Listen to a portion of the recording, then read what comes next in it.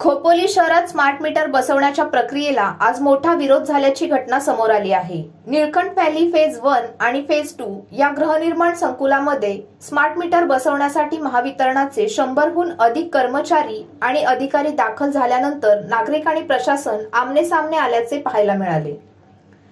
रहिवाशांचा आरोप आहे की स्मार्ट मीटर बसवण्यापूर्वी प्रत्येक ग्राहकाला वैयक्तिक लेखी नोटीस देणं आवश्यक असताना ती प्रक्रिया पूर्ण करण्यात आलेली नव्हती।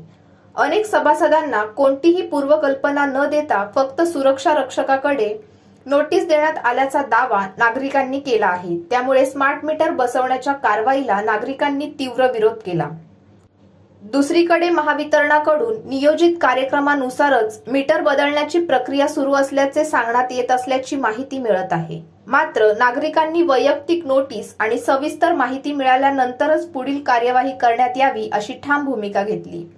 परिस्थिती तणावपूर्ण होत असल्याचे लक्षात येताच खोपोली पोलीस ठाण्याचे पोलीस निरीक्षक सचिन हिरे यांनी घटनास्थळी धाव घेत दोन्ही बाजूंची भूमिका जाणून घेतली।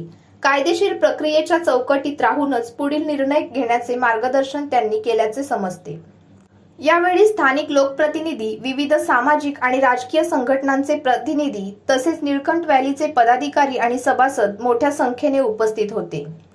दरम्यान रायगड टुडे न्यूजचे संपादक राजशेखर परब यांनी नागरिक, लोकप्रतिनिधी, राजकीय पक्ष, सामाजिक संघटना, पत्रकार आणि महावितरण प्रशासन यांची संयुक्त बैठक आयोजित करून स्मार्ट मीटर संदर्भातील सर्व शंका आणि आक्षेपांवर खुली चर्चा घडवून आणण्याचा पर्यायी प्रस्ताव मांडला।